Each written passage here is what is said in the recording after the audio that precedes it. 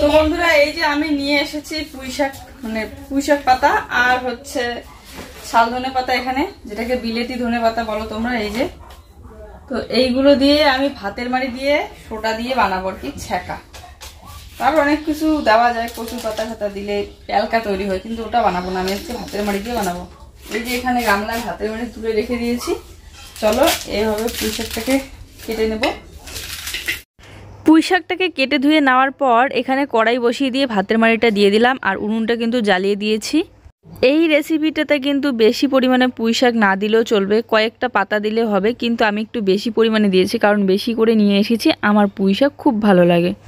তবে বিলেতি ধনে পাতাটা না দিলে কিন্তু সুন্দর একটা সেন্ট আসে না, বিলেতি ধনে পাতাটা দিলে দারুণ সুন্দর একটা সেন্ট আসে। তো এখন আমি জাল দিয়ে নিচ্ছি আর তারপরে কয়েকটা কাঁচা লঙ্কা কেটে দিলাম আর কয়েকটা রসুনের রোয়া।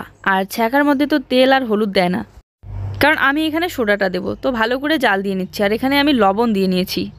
ওহ, পুঁইশাক যে আমার এত ভালো লাগে যে একদম কাঁচা কাঁচা পুঁইশাকগুলো দেখে মনটা ভীষণ খুশি হয়ে যায়। আর আমি একটু বড় বড় করে কেটে নিয়েছি কারণ এগুলো গলেই যাবে। আমার হাতের এই ছ্যাঁকার রেসিপিটা খেয়ে কিন্তু প্রিয়াদি দারুণ পছন্দ করে। একদিন বানিয়ে দিয়েছিলাম, সেদিনের পর থেকে আমার কাছে রেসিপিটা শুনে নিয়ে অনেকবার বানিয়ে খেয়েছে আর বলে দারুণ লাগে।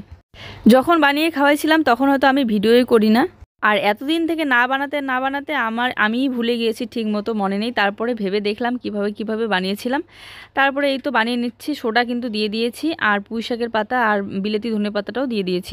তারপরে যতটুকু তোমরা রাখবে ঝোল ততটুকু পরিমাণে রেখে এই তো নামিয়ে নিলাম। আর হচ্ছে পুঁইশাকের পাতাটা একটু ঘেটে দিয়েছিলাম, ডাল ঘাটার যে ঘাটনি থাকে সেটা দিয়ে। আর এই ছ্যাঁকার সাথে যদি আলু সেদ্ধ না করি তাহলে তো একদমই খাওয়া দাওয়া জমবে। তার সাথে ছিল ঢেঁকি শাক। আর এই ছ্যাঁকাটা কিন্তু গরম গরম ভাতের সাথে বানিয়ে গরম গরমই খেতে হবে, ঠান্ডা হলে কিন্তু ভালো লাগবে না।